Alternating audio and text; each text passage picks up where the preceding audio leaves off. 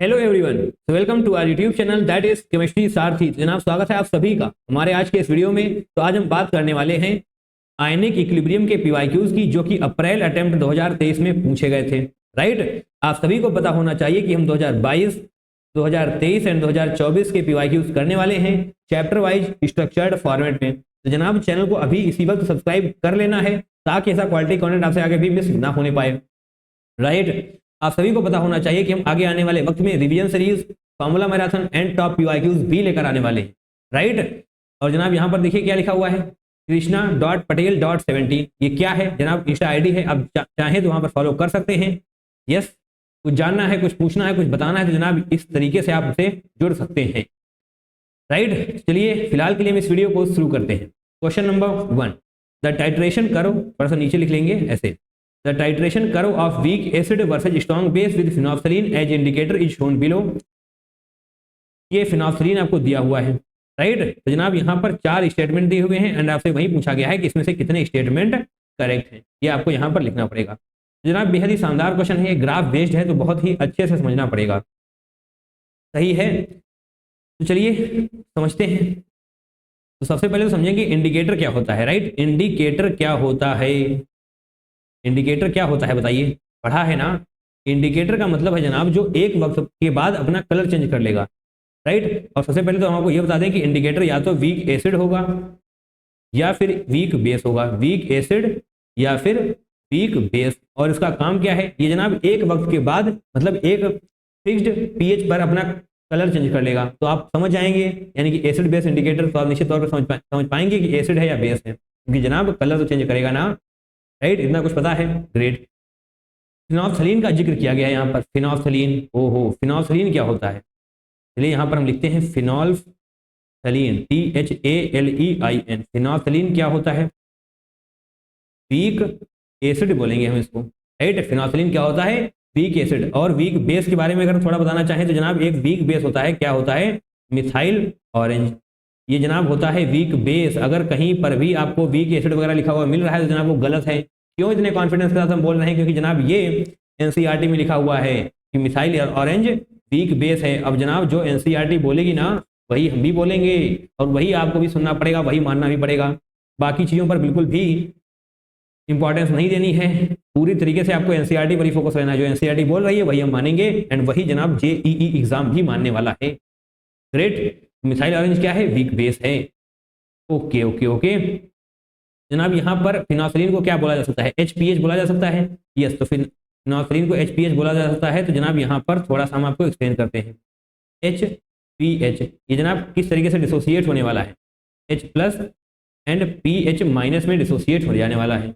और खास बात ये है कि ये यहाँ पर होने वाला है कलरलेस, बट जनाब यहाँ पर हो जाएगा पिंकिश। ओहो, पिंक कलर में हो जाने वाला है, यानी कि पहले जो कलरलेस था वो डिसोसिएट होने के बाद पिंक कलर में हो जाने वाला है। ओके, अब थोड़ा सा ग्राफ के बारे में आपको जानकारी दे दी जाए। जो पीएच होता है ना वो आप यहाँ पर पता कर पाएंगे, इस रेंज में, इस रेंज में ही हमको पीएच की वैल्यू पता चल सकती है। यहाँ पर जनाब, यहाँ पर राइट, जो एकदम सीधा सा हो जाता है बीच में, वहाँ पर आपको पीएच मिलने वाली है। चलिए, आपको देखिए इतना तो पता होना चाहिए कि ये देखिए इतना जो कुछ हुआ है ये समझ में आ गया। आगे जो हम बोलने वाले हैं वो आपकी शॉर्ट और कॉपी में नोट हो जाना चाहिए, अगर नहीं आता है तो, एंड समझना तो है ही सबसे पहले। ठीक है, अगर जनाब एसिडिक मीडियम हुआ, वंस मोर, अगर एसिडिक मीडियम हुआ तो रिएक्शन बैकवर्ड साइड में जाने वाली है। राइट, तो इससे क्या फर्क पड़ेगा, रिएक्शन बैकवर्ड साइड जाने वाली है तो देखिए जनाब यहाँ पर बैकवर्ड साइड मतलब इस तरफ रिएक्शन आ जाने वाली है, इस तरफ रिएक्शन आने वाली है, तो क्या होगा, कलरलेस होगा ना। बोलिए हाँ कि ना। अगर रिएक्शन बैकवर्ड साइड जा रही है तो डेफिनेटली कलरलेस होने वाला है। तो क्या लिखेंगे हम, एसिडिक मीडियम में रिएक्शन जाने वाली है backward, equilibrium backward side shift हो जाएगा, जनाब यहाँ पर कलरलेस आपको मिल जाने वाला है। देखिए पूरा फोकस स्क्रीन पर रहेगा तो समस्याएं नहीं होंगी। अब हम बात करने वाले हैं बेसिक मीडियम के बारे में। अब बेसिक मीडियम में क्या होगा, अरे ऑब्वियसली जनाब अगर एसिडिक मीडियम में रिएक्शन बैकवर्ड साइड शिफ्ट हो रही है तो डेफिनेटली बेसिक मीडियम में रिएक्शन फॉरवर्ड साइड शिफ्ट हो जाएगी। तो इसका क्या मतलब हुआ, फॉरवर्ड बोले तो कलरलेस से पिंक। राइट, यानी कि यहाँ पर लिखेंगे हम फॉरवर्ड रिएक्शन और पिंक कलर आपको मिल जाने वाला है। बोलिए हाँ कि ना, समझ आ रहा है ना, कोई दिक्कत नहीं है। ग्रेट, बहुत ही अच्छी बात है। चलिए अब थोड़ा थोड़ा आपको यहाँ पर थोड़ी सी नॉलेज और दे दी जाए। स्ट्रॉन्ग एसिड स्ट्रॉन्ग बेस जब रिएक्ट करते हैं तो क्या पीएच होती है। ओके, उसके बिना ये क्वेश्चन आप सॉल्व नहीं कर पाएंगे पूरी तरीके से। चलिए जनाब, यहाँ पर हम लिखने वाले हैं स्ट्रॉन्ग एसिड। देखिए अगर नहीं पढ़ा है ये सब तो नोट हो जाना चाहिए आपकी कॉपी में, बहुत ही इंपॉर्टेंट है। इससे रिलेटेड एक क्वेश्चन पूछा गया था जनवरी 2023 में भी, और यहाँ पर भी आपसे पूछ लिया गया है, राइट।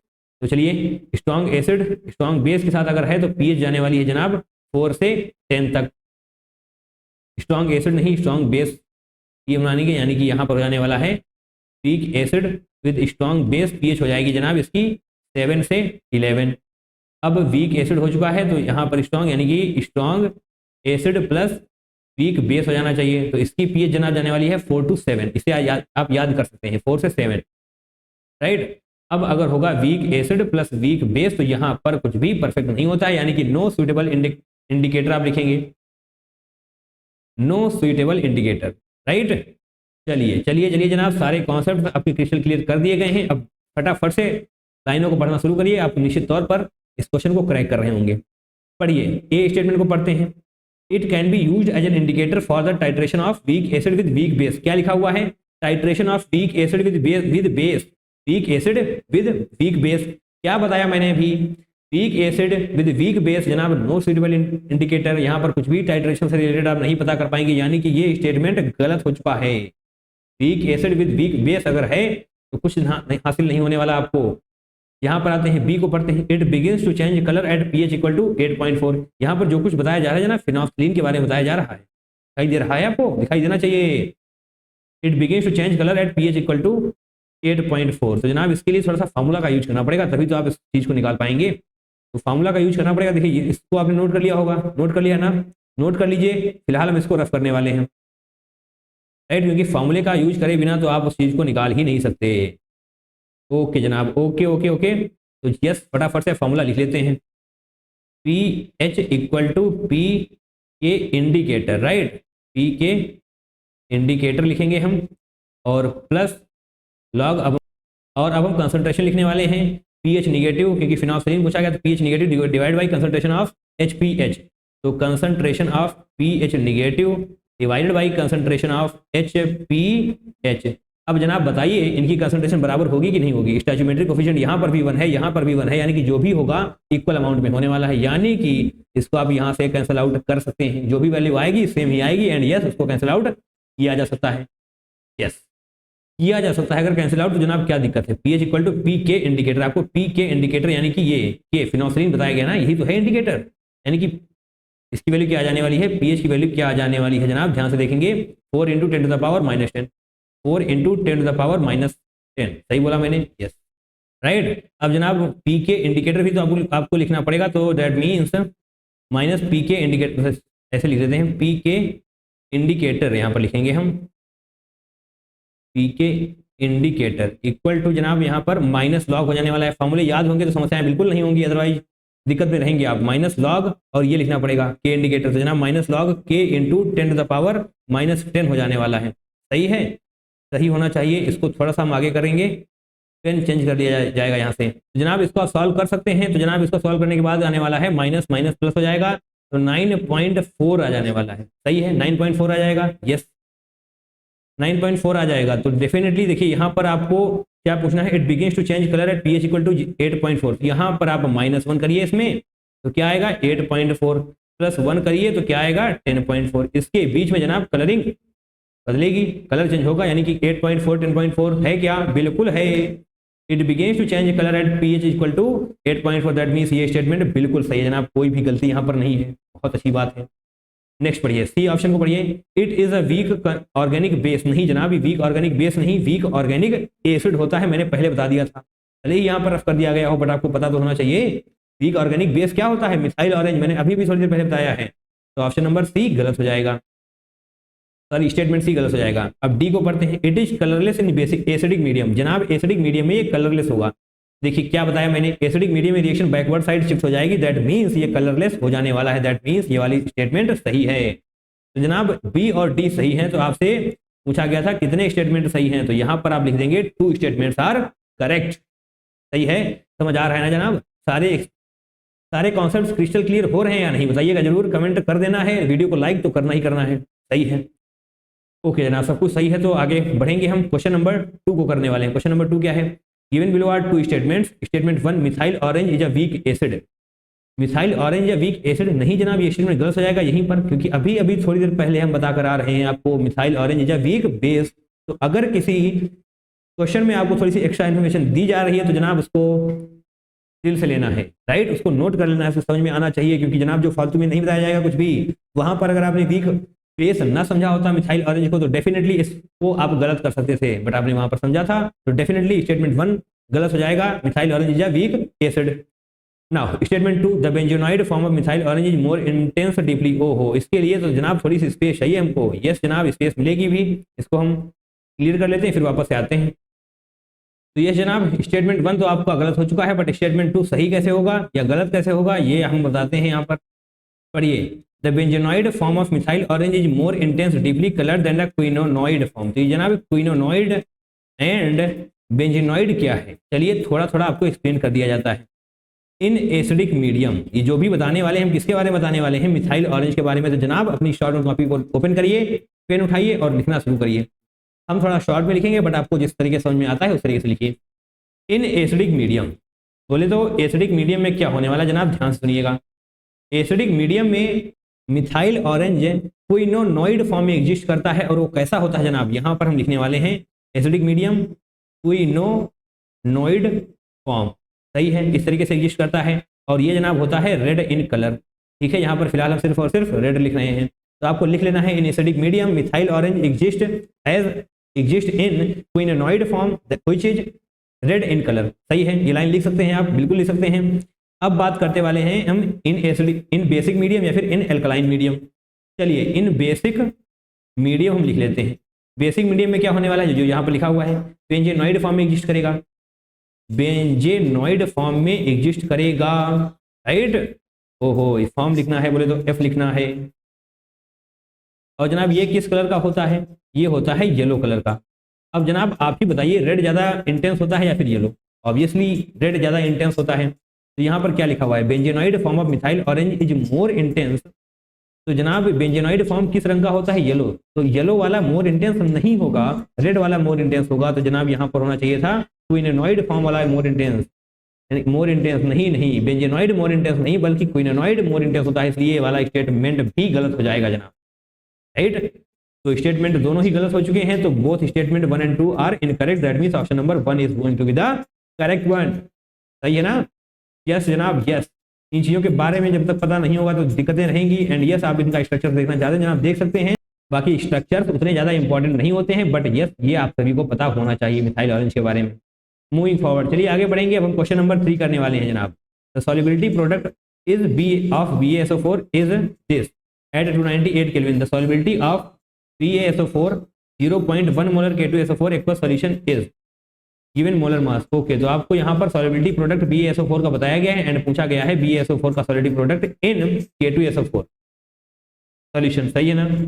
चलिए इसको भी सॉल्व कर लेंगे। तो जनाब इस क्वेश्चन को सॉल्व कराने से पहले हम आपको एक बात बता दें, ये क्वेश्चन JEE एडवांस 2013 में पहले भी पूछा जा चुका है। तो ये PYQs रिपीट होते हैं जनाब, आपको पता होना चाहिए PYQs की इंपॉर्टेंस क्या है। ये एडवांस का क्वेश्चन आपसे JEE मेंस में पूछ लिया गया है। यस, JEE मेंस में पूछ लिया गया है, तो जनाब रिपीट हुआ है ना, तो आप कर सकते हैं इसको। The solubility product of BaSO4, तो यानी कि सबसे पहले आपको क्या करना पड़ेगा, जस्ट सेकेंड, उतना भी ऊपर नहीं जाएंगे, यहीं पर रहते हैं। BaSO4 किस तरीके से डिसोशिएट होने वाले, Ba2 प्लस नहीं, Ba2 प्लस हो जाएगा ना, BaSO4 Ba प्लस होगा भैया, Ba2 plus, right, Ba2 plus plus, अब क्या होगा, SO4 2 निगेटिव, SO4 2 निगेटिव। सही है, इस तरीके से हो जाएगा। अब जनाब यहाँ पर अगर कितना है, कुछ दिया है क्या? नहीं जनाब, कुछ भी नहीं दिया है, तो हम 1 मानने वाले हैं। 1 यहाँ पर होगा 0 0 इनिशियल कंडीशन ना, उसके बाद 1 - 1 यानी कि 1 डिसोशिएट हो चुका है, तो 1 का फॉर्मेशन होगा एंड यहाँ पर भी 1 का फॉर्मेशन हो जाने वाला है। करेक्ट है ना? कोई दिक्कत नहीं है, बिल्कुल नहीं होनी चाहिए। ओके, चलिए अब इस तरफ आते हैं। BaSO4 का तो आपने कर लिया, अब बारी है K2SO4 की। तो उसके लिए पेन को बदला जाएगा, कलर किया जाएगा ये वाला, बोले तो ऑरेंज। K2 होना चाहिए भैया, K2 ही अगर आप मिस कर देंगे तो कैसे काम चलेगा। K2SO4 डिसोशिएट होने वाला है 2K प्लस में और साथ में जनाब SO4 2 नेगेटिव बन जाएगा। सही है। अब यहाँ पर K2SO4 का मोलरिटी क्या दिया हुआ है, 0.1 दिखाई दे रहा है, देना चाहिए, नहीं दिखाई दे रहा है तो ऊपर आएगा तब दिखाई देगा, इस तरीके से 0.1। ठीक है, तो यहाँ पर हम इनिशियल 0.1 मानने वाले हैं, 0 0 यहाँ पर होगा। अब देखिए जनाब यहाँ पर कुछ खास होने वाला है। देखिए यहाँ पर 0.1 डिसोसिएट हो जाएंगे, यानी कि 0.1 से 0.1 डिसोसिएट हो जाएगा, तो यहाँ पर क्या बनेगा 0.1 नहीं, अब 0.1 इंटू 2 करना पड़ जाएगा, क्योंकि स्टोइचियोमेट्रिक कोएफिशिएंट 2 है तो इसको 2 से मल्टीप्लाई करना पड़ेगा। दैट मीन्स 0.2 का फॉर्मेशन होने वाला है। 0.2 का फॉर्मेशन यहाँ पर हो जाएगा, यहाँ पर स्टोइचियोमेट्रिक कोएफिशिएंट 1 है तो यहाँ पर सिर्फ और सिर्फ 0.1 ही आने वाला है। तो अगर हम बात KSP की करें, जो कि पूछा गया है आपसे इसके बारे में, राइट, तो KSP क्या करना होगा आपको, सॉल्युबिलिटी आप कर देते ना, तो 1 - 1 नहीं 1 - S लिखेंगे तो ज्यादा बढ़िया रहेगा, राइट। ये हमने कैसे लिख दिया पता नहीं, चलिए रेड पेन लेकर आते हैं। 1 - S, यहाँ पर S बनेगा, यहाँ पर S बनेगा। आप KSP के लिए S इंटू S कर देते, यानी कि S² हो जाता, बट करेंगे नहीं। ओहो, क्यों नहीं करेंगे, क्योंकि जनाब SO4 2 नेगेटिव सिर्फ और सिर्फ यहाँ से नहीं बल्कि यहाँ से भी आपको मिल रहा है। बोलिए हाँ कि ना, मिल रहा है ना, यस। तो जो एक्चुअल KSP आपको निकालना पड़ेगा वो ऐसे नहीं निकालेंगे, आप किस तरीके से निकालेंगे यहाँ पर देखते हैं। KSP के लिए क्या करना पड़ेगा, देखिए Ba2+ का S तो रहेगा ही रहेगा, बट SO4 2 माइनस के लिए क्या करना पड़ेगा, S + 0.1 ये करना पड़ जाएगा। समझ आ रहा है ना, 0.1 करना पड़ जाएगा, क्योंकि जनाब यहाँ पर भी तो आपको कुछ मिल रहा है 0.1, यहाँ पर S है तो ठीक है। इस तरीके से आप KSP यानी कि सॉल्युबिलिटी प्रोडक्ट निकालने वाले हैं। ओके, तो जनाब यहाँ पर आपको पता होना चाहिए S सॉल्युबिलिटी बहुत ही कम होती है, यानी कि निग्लिजिबल अमाउंट की होती है, बहुत ही निग्लिजिबल होती है, यानी कि हम इसको निग्लेक्ट कर सकते हैं। बोलिए हाँ कि ना, अगर आप इसको निग्लेक्ट कर सकते हैं तो क्या आने वाला है, S इंटू 0.1 आ जाने वाला है। ये हो चुकी है आपकी KSP। आप इसको इसलिए निग्लेक्ट कर सकते हैं क्योंकि जनाब ये बहुत ही कम होती है, निग्लिजिबल अमाउंट में, इसलिए हमने इसको निग्लेक्ट कर दिया। S इंटू 0.1 हो जाने वाला है। क्या आपको KSP की वैल्यू दी हुई है, देखिए ध्यान से देखिए, दोबारा से क्वेश्चन को पढ़िए। ये दी हुई है जनाब 1 × 10⁻⁻10 सॉल्युबिलिटी प्रोडक्ट ऑफ BaSO4, तो यही तो होता है KSP। तो KSP = S इंटू 0.1 हम कर देंगे, और जनाब KSP की वैल्यू क्या है 1 × 10⁻10 इंटू S इंटू 0.1 आपको करना पड़ेगा, और आपसे यहाँ पर S की वैल्यू पूछी गई है। तो जनाब बताइए S की वैल्यू पूछी गई है, यहाँ पर 10⁻9 भी दिया हुआ है, तो 10⁻9 दिया हुआ है ना, तो यहाँ पर जैसे ही आप ऐसे करते हैं, इसको यहाँ पर करते हैं, तो यहाँ पर जैसे ही आएगा तो यस जनाब S = 10⁻9 आ जाने वाला है। बोलिए आएगा या नहीं आएगा, तो ये क्या आया है S, इसकी बट यूनिट क्या होने वाली है जनाब बताइए। आपसे यूनिट पूछी गई है ग्राम पर लीटर में। जनाब इन चीज़ों को बहुत ध्यान से देखना है, बहुत ही अच्छा क्वेश्चन है ये, राइट। आपसे यूनिट में खेल लिया गया है, यहाँ पर ग्राम पर लीटर में यूनिट पूछी गई है, बट जो आपने ये निकाली है ना वो आई है मोर पर लीटर में। तो मोर पर लीटर से ग्राम पर लीटर जाने के लिए आपको मॉलिक्यूलर वेट से मल्टीप्लाई करना पड़ेगा, और किसका मॉलिक्यूलर वेट, BaSO4 का। तो BaSO4 का मॉलिक्यूलर वेट जनाब इसीलिए यहाँ पर दिया गया था, फालतू में नहीं लिखा गया था। तो S = देखिए 10⁻9 तो है ही, तो इसको जब आप मल्टीप्लाई करने वाले हैं 233 से, that is molecular weight of BaSO4 into 10⁻9 करेंगे, तो जनाब जब ये मोल पर लीटर नहीं अब हो जाएगा ग्राम पर लीटर, जो आपको यहाँ पर लिखा हुआ दिखाई दे रहा है। तो करेक्ट आंसर हो जाने वाला है 233 इंटू 10⁻9 तो ऑलरेडी है ही। तो इस तरीके से अगर क्वेश्चन को अप्रोच करेंगे तो कोई भी गलती नहीं होगी, निश्चित तौर पर आप अपने +4 सिक्योर कर पा रहे होंगे। सही है ना, यस। जेईई एडवांस 2013 का क्वेश्चन था जनाब 2023 में, यानी कि 10 साल के बाद उनको याद आ गई कि हमने ऐसा क्वेश्चन पूछा था। चलिए दोबारा पूछ लेते हैं, पूछ लिया उन्होंने। यस, आपको इस तरीके से इस क्वेश्चन को अप्रोच करना होगा, राइट। SO4 2 नेगेटिव दोनों जगह पर है, इसलिए हम S² नहीं कर सकते, राइट। समझ आ रही चीजें। चलिए आगे बढ़ते हैं, क्वेश्चन नंबर 4 को करने वाले हैं। क्या है जनाब क्वेश्चन नंबर 4 पढ़ेंगे हम। चलिए इसको थोड़ा सा रफ कर लेते हैं यहाँ पर, चलिए बाकी की जरूरत होगी तो आगे हम रफ करेंगे। Question number 4, an analyst wants to convert 1 liter HCl of pH 0 to a solution of HCl of pH = 0.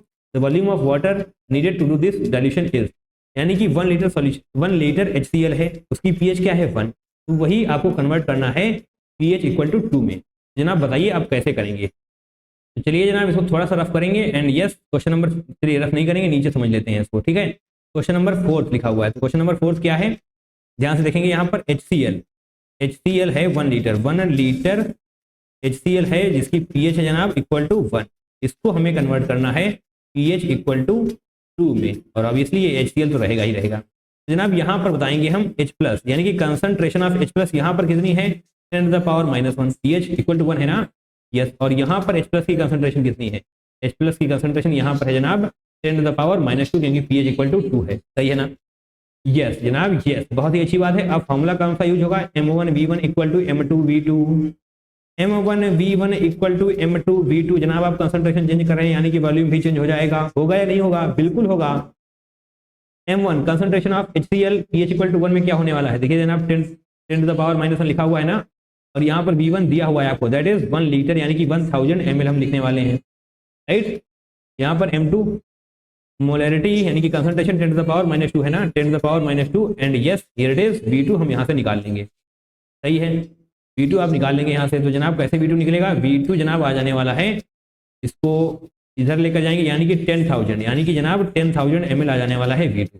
Volume कितना आ चुका है 10,000, पहले कितना था 1,000। आपसे पूछा गया है change the volume of water needed to do, पहले जितना था उसमें हम कितना ऐड करें कि pH इक्वल टू 2 हो जाए। जनाब ऑब्वियसली 10,000 माइनस 1,000 करेंगे कि नहीं करेंगे बताइए, ऐसे करेंगे तो जनाब 10,000 में से 1,000 चला जाएगा तो क्या बचेगा 9,000, 9,000 आपका करेक्ट आंसर हो जाएगा, 9,000 ml।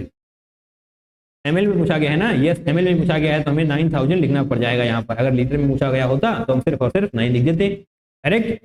जनाब ये बेहद ही आसान क्वेश्चन था, M1V1 इक्वल टू M2V2 वाले फॉर्मूले का यूज करना आना चाहिए। कंसंट्रेशन भी कैसे निकालनी है, कैलकुलेशन में तो कुछ है ही नहीं, यस इस क्वेश्चन को क्रैक करना तो बनता है जनाब।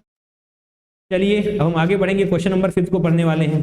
जस्ट अ सेकंड, इसको 1 मिनट के अंदर पढ़ लेंगे हम, 1 मिनट नहीं लगेगा जनाब, 10 सेकंड लगने वाला है, ठीक है। चलिए इसको भी हमने रफ किया, अब फटाफट से हम आगे बढ़ने वाले हैं। क्वेश्चन नंबर 6 को आप तक ध्यान से पढ़िए, एक अच्छा क्वेश्चन, हमें ऐसा लग रहा है कि एक अच्छा क्वेश्चन है यहाँ पर, राइट। चलिए पढ़ते हैं। 25 ml of 0.05 molar BaNO3 whole twice is mixed with 25 ml of 0.02 molar NaF KSP of BaF2 is 0.5 × 10⁻⁻6, यानी कि रेशियो आपसे पूछा गया, ओहो रेशियो पूछा गया है Pa2 plus F negative square and KSP का। बेहद ही शानदार क्वेश्चन, थोड़ा सा नया क्वेश्चन बोलेंगे इसको, राइट। चलिए पहले तो रिएक्शन कराते हैं BaNO3 होल ट्वाइस की, BaNO3 होल ट्वाइस ये जनाब किस तरीके से डिसोशिएट होने वाला है, ये इस तरफ जाएगा यानी कि Ba2 प्लस हो जाने वाला है, Ba2 plus plus NO3 2 minus, सही है। ये सब आप कब से करते आ रहे हैं, क्लास 10 से। क्रिस क्रॉस किया तो मैंने यहाँ पर सिर्फ निगेटिव आएगा भैया, क्रिस क्रॉस बताते बताते हम ही भूल गए, NO3 निगेटिव आएगा, राइट, कोई दिक्कत नहीं है, NO3 निगेटिव आ चुका है। तो यस इतना तो समझ में आ चुका है आपको। आगे जनाब सॉल्व करते हैं क्या डिसोशिएट होने वाला है, किस तरीके से। 0.50 यहाँ पर इनिशियल है ना, 0.05 है, यस 0.05 है, ओके। तो यहाँ पर 0 0 हो जाएगा, NO3 ट्वाइस है ना, तो यहाँ पर 2 होना चाहिए यार, यहाँ पर 2 होना चाहिए, ओके ओके ओके। तो जनाब जब ये पूरा डिसोशिएट हो जाएगा यानी कि यहाँ पर जब 0 बचेगा, यहाँ पर देखिए इनिशियल है, ये सब बातें तो आपको पता है यार, ये सब 0 है, तो यहाँ पर देखिए डिसोशिएट हो चुका है 0.05, तो यहाँ पर 0.05 का फॉर्मेशन भी हो जाने वाला है, होगा ना, बिल्कुल होगा। बट यहाँ पर आपको क्या करना पड़ेगा, 0.05 × 1 करना पड़ेगा, तो क्या आएगा 0.1 आ जाने वाला है। ऐसा क्यों किया गया, क्योंकि जनाब यहाँ पर स्टोइकोमेट्रिक कोएफिशिएंट 2 है, इसलिए हमने ऐसा किया, ओके।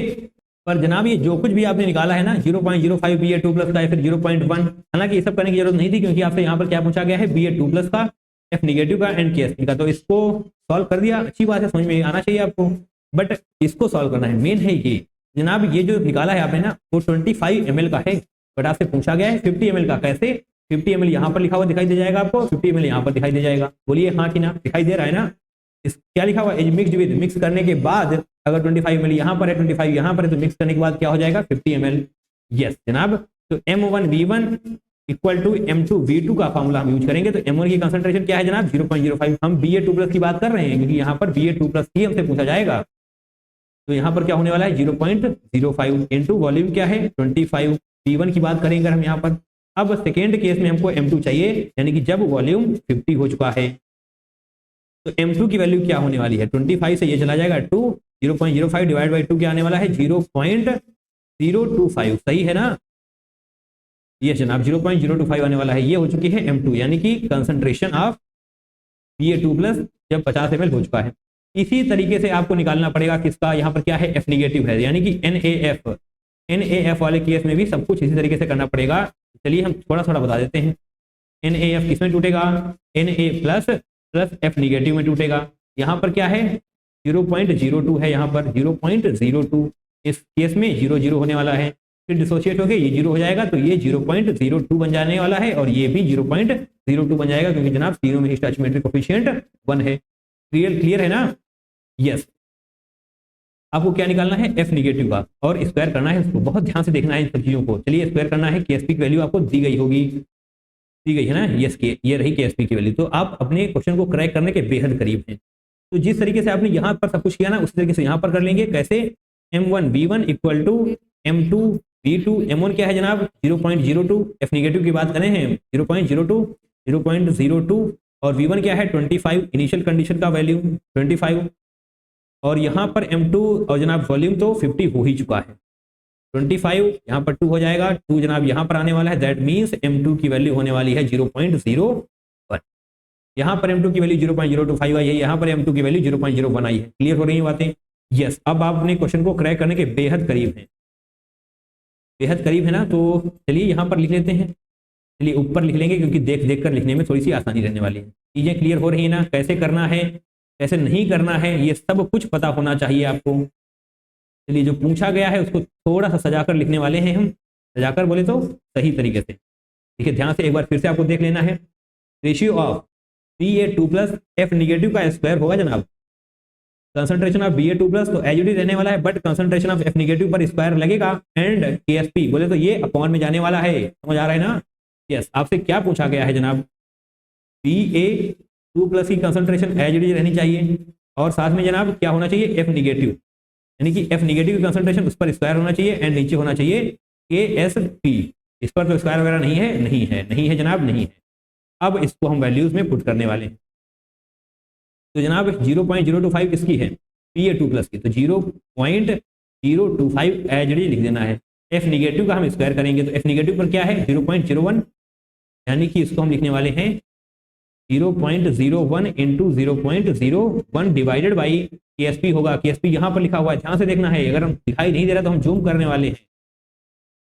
ओहो, कुछ ज्यादा ही जूम नहीं हो गया? चलिए KSP आपको चमकता चमकता दिखाई देगा जनाब। यहाँ पर लिखा हुआ है KSP, क्या लिखा हुआ है? KSP of BaF2 is 0.5 into 10 to the power -6, यानी कि 0.5 इंटू 10 टू द पावर -6 लिखना पड़ेगा हमको।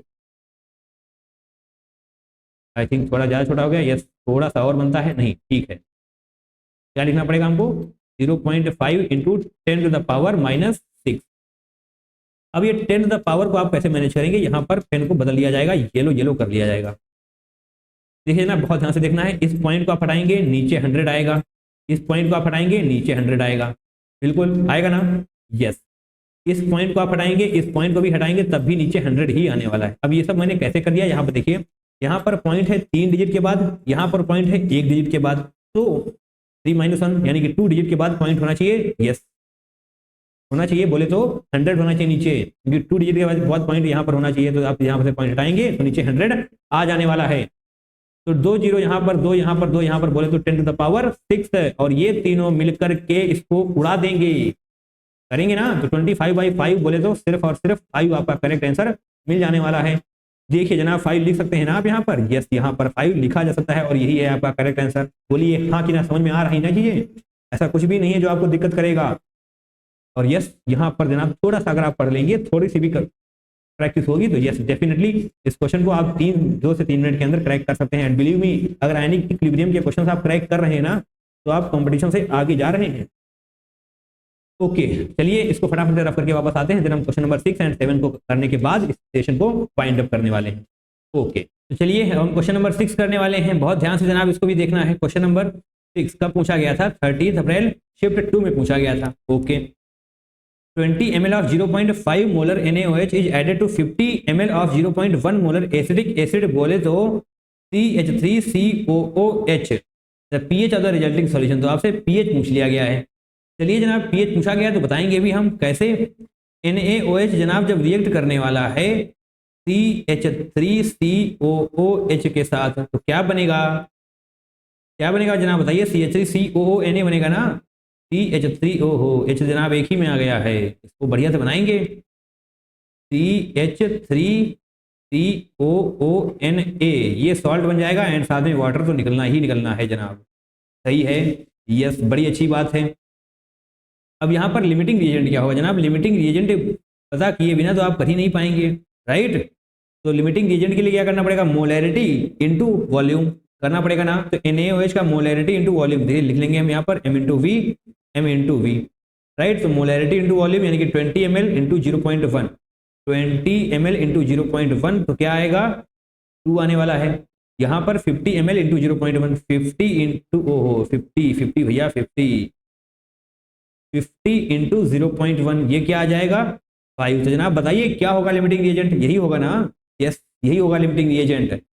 ओके ओके, ये लिमिटिंग रिएजेंट होगा। तो यानी कि ये पूरा का पूरा डिसोसिएट हो जाने वाला, दैट इज 2 - 2। अब यहाँ पर भी 5 - 2 होगा, राइट, क्योंकि स्टोइचोमेट्रिक कोफिशिएंट क्या है? 1 है ना। यस, इस तरीके से यहाँ पर भी स्टोइचोमेट्रिक कोफिशिएंट 1 है, तो यहाँ पर 2 का फॉर्मेशन होने वाला है। H2O को आप लिखना चाहें तो लिख सकते हैं, अदरवाइज कोई जरूरत नहीं है। क्लियर है? Yes. The pH of the resulting solution, तो आपसे रिजल्टिंग सॉल्यूशन का पीएच पूछा गया है, तो बहुत ही आसान क्वेश्चन हो गया जनाब ये। यहाँ पर क्या हो जाएगा? 0, यहाँ पर क्या होगा? 3, यहाँ पर 2 बनने वाले हैं एंड यहाँ पर भी 2 बन जाने वाले हैं। पीएच का फॉर्मूला पता होगा ना? पीएच ऑफ द सॉल्यूशन क्या होता है? पीएच ऑफ द सॉल्यूशन क्या होता है जनाब? यहाँ पर क्या लिखा हुआ है? पीके लिखा हुआ है ना। यस, यही लिखना है हमको, pKa प्लस लॉग, ऊपर जनाब हम लिखते हैं सॉल्ट की कंसंट्रेशन और नीचे लिखने वाले हैं हम एसिड की कंसंट्रेशन। सही है ना? एसिड को बढ़िया तरीके से लिखा जाएगा, इतनी भी जल्दी नहीं करनी है हमको कि समझ में ना आए। चलिए, एसिड ऐसे हम लिखने वाले हैं, एसिड की कंसंट्रेशन। चलिए जनाब, पीएच आपको यहाँ पर लिखा हुआ दिखाई देगा। pKa की वैल्यू क्या दी हुई है? 4.76। तो ऑब्वियसली इसी का यूज करना है हमको, 4.76 प्लस लॉग। सॉल्ट की कंसंट्रेशन जनाब क्या है? 2 है ना, 2 है। और एसिड की क्या है? एसिड जनाब ये रहा CH3COOH, एसिड की 3 है, यानी कि log 2/3 आपको करना पड़ेगा।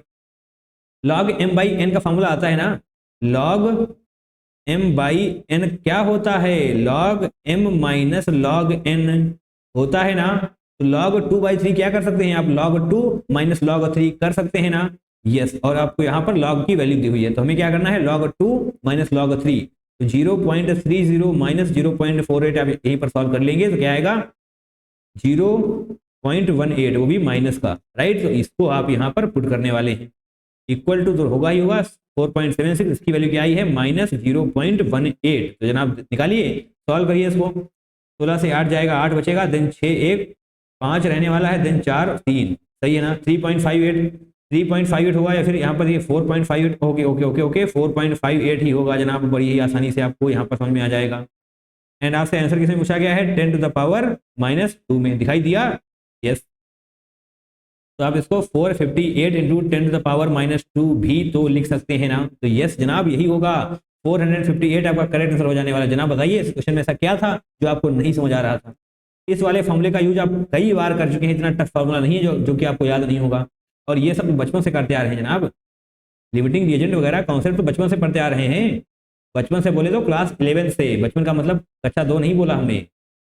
चलिए, अब फटाक से हम क्वेश्चन नंबर 7 को क्रैक करने वाले हैं, जो कि हमारे सेशन का लास्ट क्वेश्चन है। और जनाब ये है स्टेटमेंट टाइप क्वेश्चन, तो इसको समझना पड़ेगा। चलिए, इसको समझना पड़ेगा, तो यस, फटाक से हम इसको रफ कर लेते हैं। थोड़ा थोड़ा हम आपको बताते भी चलेंगे ताकि समझ में भी आए कि क्यों सही है और क्यों गलत है। चलिए, इसको क्लियर कर लिया जाएगा। Question number 7, which of the following statements are correct. चलिए, स्टेटमेंट करेक्ट ही पूछे गए हैं, अच्छी बात है। The pH of 1 × 10⁻⁸ molar HCl solution is 8। तो पहली नहर में हो सकता है कि आपको ये सही लगे, बट ये गलत है। क्यों गलत है? देखिए, ध्यान से देखेंगे हम। The pH of 1 × 10⁻⁸ molar HCl, ये वाला यहाँ पर लिखते हैं हम। तो जनाब यहाँ पर हम बोलने वाले हैं, आपको लिखना पड़ेगा। अपनी शॉर्ट नोट कॉपी उठाइए, पेन उठाइए और लिखना शुरू करिए, क्योंकि बहुत इंपॉर्टेंट लाइन हम बोलने वाले हैं। लिखेंगे नहीं क्योंकि जनाब काफी टाइम ऐसे ही वेस्ट हो जाएगा। ठीक है। The pH of 1 × 10⁻⁸ molar HCl solution is 8। जनाब को पता होना चाहिए, अगर H+ की कंसंट्रेशन 10⁻⁷ से ज्यादा है तो क्या होता है? अगर H+ आयन की कंसंट्रेशन 10⁻⁷ से ज्यादा है तो हमें वाटर से आए हुए भी H+ को कंसिडर करना होता है। क्या बोला मैंने? हमें वाटर से आए हुए H+ यानी कि प्रोटॉन्स को भी कंसिडर करना होता है, और इस केस में 10⁻⁸ molar solution is not equal to 8 होगा। The pH of 1 into 10⁻⁸ molar HCl solution is not equal to 8, क्योंकि जनाब यहाँ पर कुछ H प्लस H2O से भी तो आए होंगे, तो H8 के इक्वल कैसे हो जाएगी, राइट। तो यहाँ पर आपको पता होना चाहिए, थोड़ा तो लिख देंगे, क्या लिखेंगे, अगर H प्लस आयन की कंसंट्रेशन 10⁻⁷ से ज्यादा है तो उस केस में आपको H प्लस कहाँ से भी कंसिडर करने होते हैं, H2O से, राइट। उस केस में आपको H प्लस H2O से कंसिडर करने होते हैं, इसलिए जनाब इज नॉट इक्वल टू 8 होगा, सही है ना। इंग्लिश आपको आती है, आप लिख सकते हैं, बढ़िया बात है। चलिए, यानी कि ए वाला गलत हो जाएगा, चलिए इसको हम काउंट नहीं करने वाले, ए गलत हो चुका है। ये क्या लिखा हुआ है, ABC, ये क्या है जनाब, नहीं, इसको हटाएंगे यहाँ से, इसको भी हटाएंगे। देखिए थोड़ी सी गड़बड़ी है पीडीएफ में, आपको मैनेज करना पड़ेगा। ABC ये हो जाएगा, D ये हो जाएगा, राइट, इस तरीके से। तो आपका स्टेटमेंट ए गलत हो चुका है जनाब। यहाँ पर जहाँ कहीं भी ए हो उसको हटा देंगे, इसको हम हटा देंगे। तो ऑप्शन नंबर BC यानी कि अभी भी हमको तीनों ही चेक करने पड़ेंगे, कुछ भी हासिल हुआ नहीं हमको। ओके, बी को देखते हैं, पेज बदल लिया जाएगा इस तरीके से। बी को देखते हैं, the conjugate base of H2PO4 negative is HPO4। ओहो, अगर आपके पास एसिड है, उससे आपने अगर H प्लस निकाल लिया तो जो भी बचेगा उसको हम क्या बोलते हैं, कंजुगेट बेस बोलते हैं ना। तो यस जनाब, यहाँ पर क्या है, बी को लिखेंगे H2PO4 नेगेटिव, यानी कि जनाब PO4 नीचे होगा ना, यस PO4 नीचे होगा। तो यहाँ पर थोड़ी सी प्रिंटिंग एरर है, इस तरीके से। जब आप यहाँ से H प्लस निकालेंगे, ठीक है, H प्लस निकाल लिया तो क्या बचेगा, तो जनाब यहाँ पर H प्लस तो आपने निकाल लिया, बचेगा क्या, देखिए यहाँ से H बाहर चला जा चुका, देखिए ध्यान सुनना है, H प्लस अगर बाहर गया है तो एक निगेटिव छोड़कर जाएगा, एक निगेटिव ऑलरेडी है, अब 2 निगेटिव हो जाने वाले हैं जनाब। एक H बाहर जा चुका तो सिर्फ और सिर्फ एक H बचेगा, दैट इज HPO4, 2 निगेटिव हो जाने वाला है। क्या यहाँ पर यही लिखा हुआ है, यस यही लिखा हुआ है, यानी कि ये क्या हो जाएगा, कंजुगेट बेस। आपको पता होना चाहिए कि अगर एसिड से आप H प्लस बाहर निकाल लेते हैं, जो पीछे बचता है वो कंजुगेट बेस होता है। ये क्या था, एसिड था ना। तो yes, option number statement B सही हो जाएगा, ऑप्शन तो हम बाद में देख लेंगे। अब सी को पढ़ते हैं, सी वाला क्या है जनाब, स्टेटमेंट ध्यान से देखना है। KW increases with increase in temperature. तो जनाब बिल्कुल सही लाइन है ये, KW टेम्परेचर के साथ बढ़ता है। तो कैसे बढ़ता है ये भी तो आपको आना चाहिए, ठीक है जनाब। यहाँ पर H2O विद H2O हम मानने वाले हैं, एक एसिड की तरह बिहेव करेगा, एक बेस की तरह बिहेव करेगा। इस केस में क्या हो जाने वाला है, H3O पॉजिटिव बनने वाला है, और साथ में जनाब क्या बचेगा, OH निगेटिव, सही है, OH निगेटिव बनने वाला है, ग्रेट। अभी आपको KW पूछा गया ना, KW, तो KW हम कैसे निकालेंगे, आइए इस तरफ मानिए कि प्रोडक्ट साइड की कंसंट्रेशन को हम न्यूमरेटर में रखने वाले हैं, H3O पॉजिटिव, OH निगेटिव, सही है ना। और यहाँ पर H2O आप नीचे रख लेंगे, H2O हम नीचे रख लेने वाले हैं। तो ये इसको हम इग्नोर कर देते हैं, यानी कि 1 बोल देते हैं। तो KW डायरेक्ट किस पर डिपेंड हो जाएगी, H3O positive and OH negative पर, यानी कि प्रोडक्ट साइड वाले पर, ठीक है, इतना तो क्लियर हो चुका है।